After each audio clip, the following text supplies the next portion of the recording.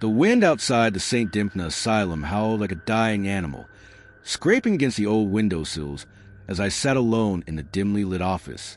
The place had always had an unsettling reputation, even more so after its closure decades ago. My task was simple: catalog the various artifacts and documents scattered throughout the abandoned halls of the asylum. A seemingly easy job for a history researcher like me, but something in the air had always felt wrong. The asylum was notorious for its dark history. Established in the early 1900s, St. Dimphna had been a haven for the mentally ill, but many whispered that its practices were more akin to torture than care. Eerie tales had always circulated about the place. Patients who vanished, strange experiments that were never documented, and even rumors of a doctor who lost his mind, taking patients to his private chambers. None of it was confirmed, of course, but the air of mystery hung thick, and the crumbling walls seemed to echo with the tragic past.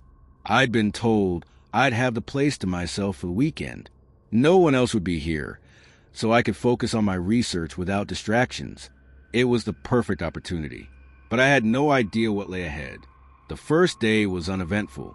I wandered the corridors, my flashlight casting long shadows on the peeling walls, noting the dates on old files and cataloging the objects left behind.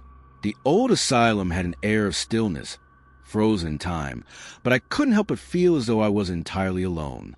The occasional creak of the floorboards and the distant groan of metal doors seemed too loud in the silence, but I dismissed it, telling myself it was just my mind playing tricks.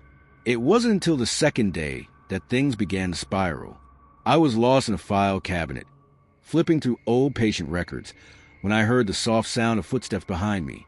I spun around, heart leaping into my throat, but there was no one there, just empty space.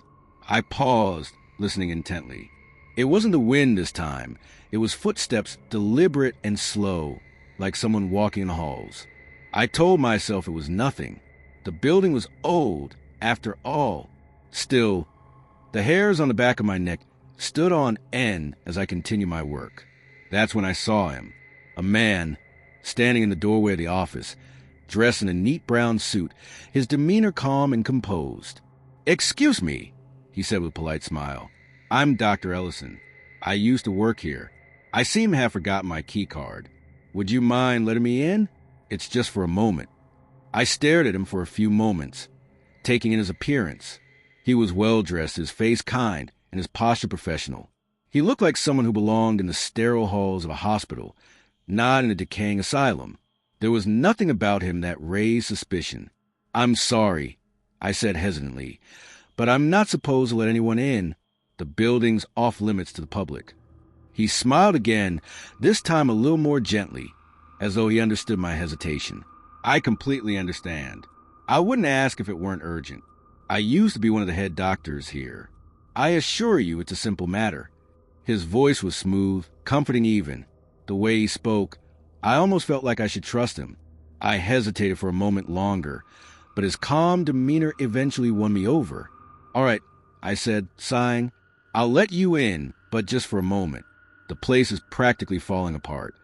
"Thank you," he said, his eyes glimmering with appreciation. I led him to the staff office, my mind still uneasy but reassured by his professional attitude. As he stepped inside, I glanced at the old, rusted door and couldn't help but wonder why he'd chosen this particular area.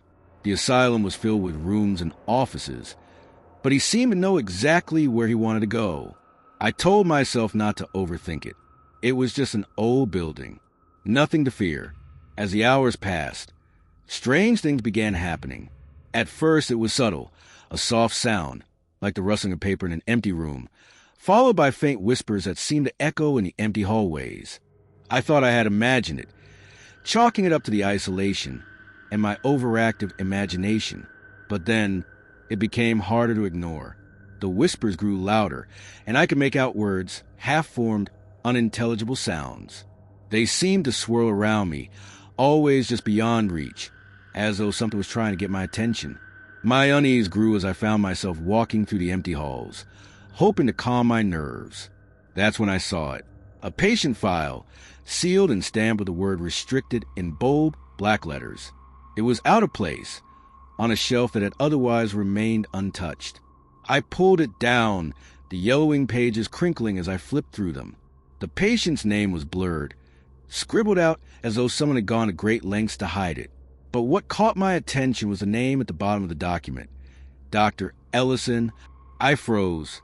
The man who had introduced himself to me earlier, this Dr. Ellison, was listed on this file, but not as a doctor. No, he was marked as a patient. The file described a patient who had been subjected to unethical treatments and experiments before mysteriously disappearing.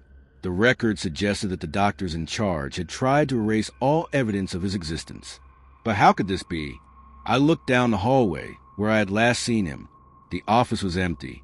Dr. Ellison had disappeared. A sudden wave of panic gripped me. I rushed back to the office, hoping to find some rational explanation for what was happening. But as I turned the corner, the door slammed shut, locked. My heart pounded as I ran to the window, desperate to find a way out. But there was no way out. The asylum had sealed itself around me, and I was trapped. From the speakers, I heard it, a voice booming and distorted. "Anna, they'll never believe you." I spun around, but no one was there. The voice, coming from nowhere, felt like it was seeping into my very soul. It was then that I realized the truth. Dr. Ellison had never been a doctor. He had been a patient, someone whose desperate plea for justice had gone unheard. His death, his wrongful death, had left him a vengeful spirit, unable to find peace. The whispers grew louder, and in the distance, I could see his face, pale, gaunt, his eyes burning with a rage that had been built over years of suffering. He was coming for me. I had let him in, and now he would make me pay for my mistake. I ran, my breath quickening, the dark, endless halls of the asylum stretching on forever. I couldn't escape. I couldn't hide. And as the shadows closed in around me, I knew that I was no longer alone. I barely made it out alive. The doors of the asylum burst open just as I was ready to give in to the dark forces that pursued me. But even now, as I sit here, safe and sound, I can't shake the feeling that the asylum's grip on me is far from over. The shadows still linger, and I can hear the whispers, faint but clear, calling my name. "Anna, Anna, they'll never believe you." I had heard the stories, the urban legends of Blackthorn Asylum, how it had once been a place where the broken minds of the Appalachian region were sent to rot, and how it was abandoned after a series of horrifying incidents in the 1950s. But the truth? That was what I was after. As a documentary filmmaker, I was no stranger to derelict places, to unraveling histories buried beneath layers of dust and time. It was my second night at the asylum, and I was deep inside the crumbling structure, alone, the camera's lens capturing the decay. The air was thick with the scent of mildew, and the silence was only broken by the occasional groan of old wooden floors beneath my feet. The East Wing, they said, was the most dangerous, the most unpredictable. Stories of ghostly figures in the hallways, the sound of whispering voices. I'd been avoiding it, despite the growing curiosity gnawing at my insides. I was in the main lobby when my phone buzzed in my pocket. I pulled it out, not expecting anything of consequence, but what I saw made my stomach twist into knots. A single text message, no name attached. "Warning, stay away from the East Wing. A figure in a white coat has been reported approaching trespassers." I frowned, assuming it was just a prank from some local kids, or maybe another ghost hunter trying to spook me. But something about the message felt off.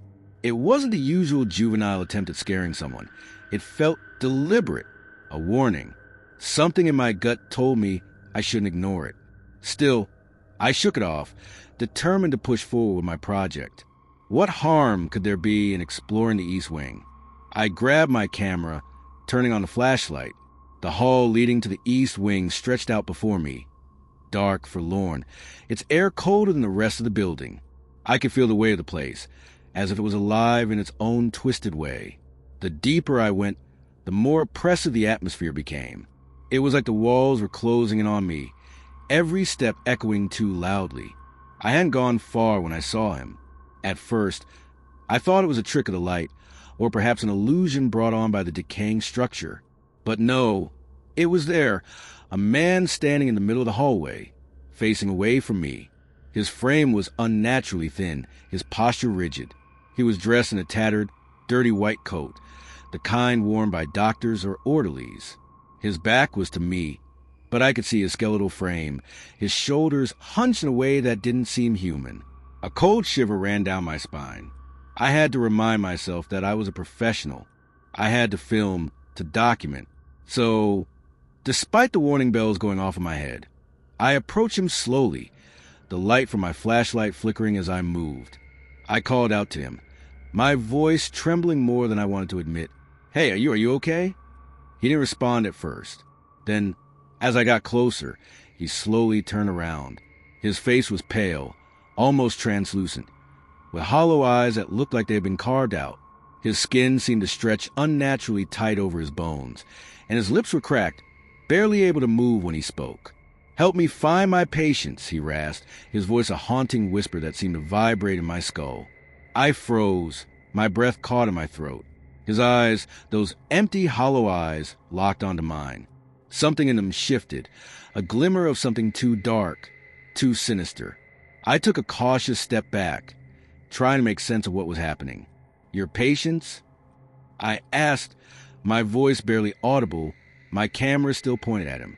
Yes, he said, his voice a hoarse whisper now. They're missing. Help me find them. A chill swept through me. This wasn't right. I knew I should turn and leave, but something kept me rooted to the spot. His presence, it was suffocating, like a force was pressing down on me. I swallowed hard, shaking my head. No, I said, though it sounded more like a plea than an answer. I can't help you. As soon as the words left my mouth, the air shifted. The man's demeanor changed, his eyes widening in a way that felt wrong, unnatural. His thin lips curled into a grin, one that didn't belong on a human face. You should have helped me, he hissed, his voice rising to a shriek that sent a violent tremor through the walls. The shriek was deafening, a sound so alien and full of malice that I had to clutch my ears to block it out. Then, something else happened. The walls around me began to move. The peeling paint on the cracked walls seemed to shift, to wriggle as if alive. The very air felt like it was suffocating me, closing in from all sides. The man's form blurred in the flickering light, his limbs elongating unnaturally, his figure twisted. And then, a screech, a cry, the sound of something dying. The floor beneath me vibrated violently, and the sound of footsteps, no, not footsteps, echoed through the halls, impossibly loud, as if something was charging toward me. I turned to run. I couldn't look back. I bolted down the hallway, my heart hammering in my chest. The camera bounced wildly in my hands, but I didn't care. All I could think of was escape. As I reached the end of the hall, I felt a hand brush against my shoulder, icy cold, like death itself. I screamed and pushed forward, stumbling into the lobby. I didn't dare stop. I ran. I ran with everything I had, my breath ragged, my vision blurred by panic. I burst through the front doors of the asylum, gasping for air. The night was cold, the stars twinkling above, indifferent to madness that had unfolded inside. But when I looked back, I saw something I could never unsee. The asylum was on fire.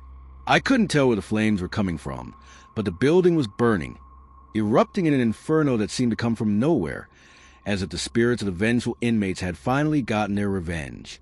As I watched, breathless and in shock, I realized that the doctor hadn't been looking for patients. He had been searching for victims, and I had narrowly escaped becoming one of them. I never went back to Blackthorn Asylum, and I never finished my documentary. But the memories of that night, the man in the white coat and the whispering walls, are burned into my mind forever.